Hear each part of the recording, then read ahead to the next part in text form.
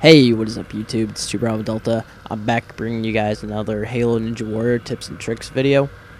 Today's episode is going to be on the balance ball. I know I've been away for a little bit. I've already covered that in another video, my update video. But I figured, hey, I'm getting a Ninja Warrior tournament rolling. It's my spring break, like I said.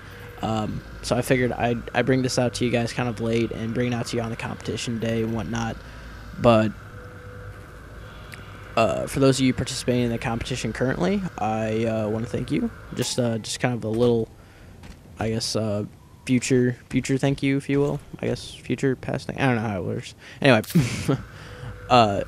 what I'm going to be doing today is I'm going to be giving you guys some tips and tricks on this freaking monstrosity of an obstacle, of which I'm pretty sure it's safe to say a lot of us hate. There's going to be a whole lot of application in this episode, just because of the fact that there's I don't want to say there's a whole lot to go over, but it mainly comes down to the person, really.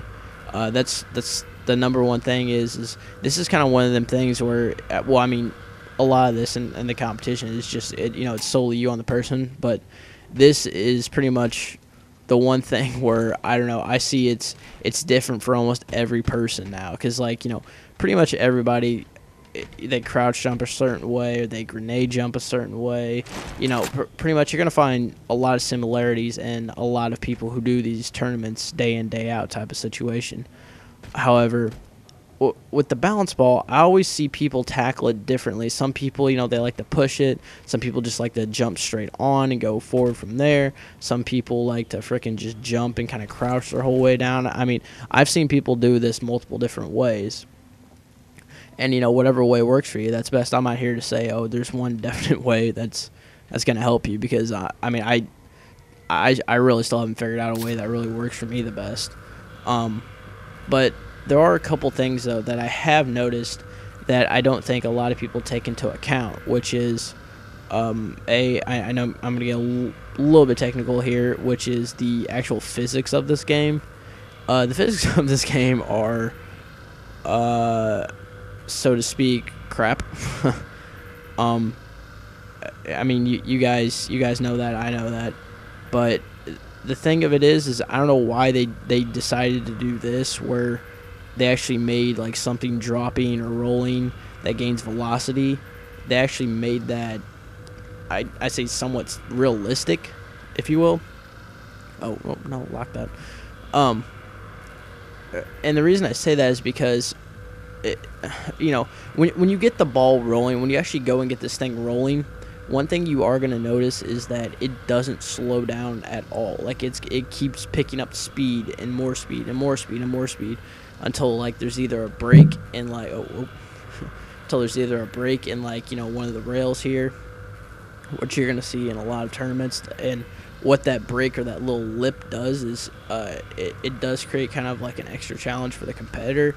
But what it's really mainly there for is it's there to actually kind of slow the ball down a little bit, so that the user can have a little more control over what he's doing. And I didn't actually put a lip in here, and that was kind of that's my bad. That's not kind of my bad. No, that is my bad. But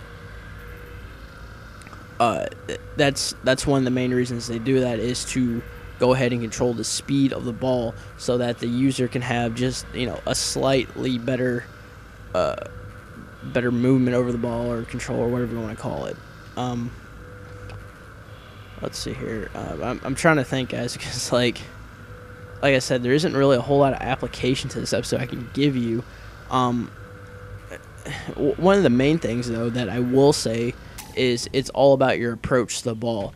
Now, I say approach because, like I said, I see a lot of different people they do this thing differently. Some jump, some like to nudge it out like this, and some just go straight in for it. They just use their momentum for what they've been having, and then freaking just hop the ball pretty much right here, and then hop down and boom right here.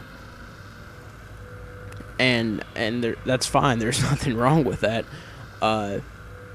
But one thing that a lot of people don't realize is, when they get to the bottom, they're not really looking on to the next obstacle, blah, blah, blah, or they're not looking on to the next challenge ahead. They're just solely watching this. So that's one thing I do have to stress to you guys is you have to be very much aware of when you're on this thing. Not only conscientious of where the ball is going, what you're doing, but also you have to make sure that when you're, I'd say, when you cross this halfway marker, wherever it might be.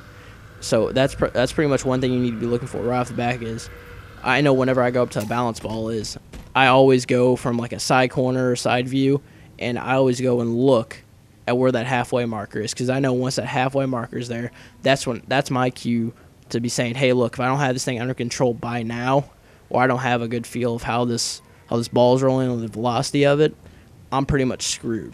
So pretty much by that halfway marker, I need to know whether or not I have this thing under control, and I need to be looking up at my next objective, ready to go ahead and jump onto the platform that they have down there for me, because that's how a lot of people end up falling out, is because they're so focused on the ball, they forget they're in a tournament and they don't even look up to see where they're going next. So that is one thing I definitely stress to you guys, is situational awareness whenever you're on this thing. And like I said, how you want to approach it and how you want to do that, that's really up to you. A couple different things, like I said, I've seen people go ahead and nudge the ball like that. And as you can see, I mean, mine's probably not going to go all the way down. Oh, no, it is. Of course, you work on frickin' camera. Seriously, I was sitting here tinkering with this thing for a good hour, and it didn't want to move. It almost didn't do anything. But, of course, the second I put it on the camera, oh, no, I'm going to work for you. No problem. I'm your best buddy now. I'm like, F you. Yeah, but, I mean, that's one way you can do it. Another way, like I said, I've seen people do it is they go ahead and they get on the ball like this, and then you can go ahead at any given point. Son of a bitch, son of a bitch, son of a bitch. There it is. Just like that. And you go ahead and they ride the ball down like that. Then you can go ahead and get off, and boom. You're good to go. Get out of here. I don't like you. But, I mean, pretty much, I know those are the two main ways. Like I said, I've seen the other way where people go and they just go ahead and use the momentum, and boom, they just, what they try to do is pretty much they almost clear it. I would not recommend that, because here's the thing, you're literally jumping blind. You have no idea of where you're going past that, and that to me is kind of stupid if you're in a tournament and you want to do well and actually win. So I would definitely recommend either a nudging option and then going ahead and trying to jump on. The only thing I find a little bit odd with the nudging option is sometimes say the ball's right here. Oh, hang on a minute. Yeah, there it is. Okay, say the ball's in this area and you're right here nudging it. Once it gets off that lip, it's taken off, guys. It's gone. It's out of there. So you got to really make sure by the time it's pretty much at that lip, you're on it already. And you really got to gauge for yourself your own jumping distance. And that's the one thing I don't like with the nudging option. I like pretty much just going ahead pretty much right on the ball. I mean, that's what's been working best for me. But like I said, I haven't really found my niche yet with what I really wanted to do. So, pretty much, like I said, it's all in the approach. You really got to gauge your distance. You got to know, hey, by that certain point, where am I going to get screwed up? And, when do I need to start looking up? And stuff like that. Like I said, guys, it's the reason I can't really give you too many tips on this is because of the fact that it's very much a unique situation for each individual. This is like, one of the things that is pretty actually rare is you actually need to gauge for yourself on how to do this. And that I know it seems weird that I'm pretty much sitting here and been talking for almost, what am I at, like 9, close to 10 minutes maybe. I don't even know right now. But I mean, that's it, guys. It's pretty much all on you for this one. And I know that kind of sucks that I can't really give you more advice other than you need to gauge your distance, learn about the velocity of the ball, and pretty much how you want to tackle it yourself. But that's pretty much how it goes.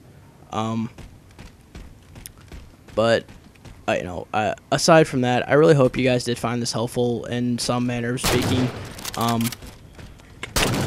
Do look out for more competitions and whatnot like that. I mean, I know I am hosting one here, by the time this goes up, it should be the competition day.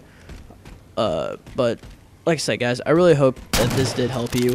You know, I really do enjoy putting out these videos for, you know, Ninja Warrior tips and tricks videos. I mean, I absolutely love them because it really does clear up a lot of myths and a lot of questions I know that you guys had, and I don't know, I definitely see a good feedback from this series, so I'm gonna continue it as long as I can.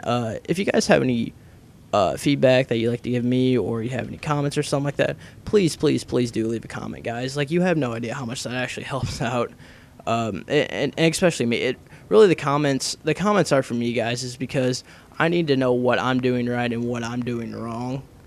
And that's the thing.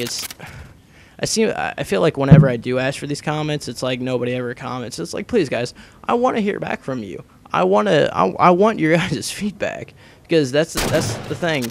That's the only way I grow, and that's the only way I know if I'm doing any sort of good in this series at all, is if, you know, you guys leave me some feedback. So leave me feedback. You know, let me know, hey, am I doing good? Am I doing bad? What else would you guys like to see? Because like I said, guys, you know, I put out updates and whatnot like that, so definitely these, on my updates and on this, I would definitely love feedback from you guys, because I want to know what, you know, what's going through your guys' mind. Hey, you know, what do you think? Am I doing bad? Am I doing crappy? Or am I doing good? You know, just let me know.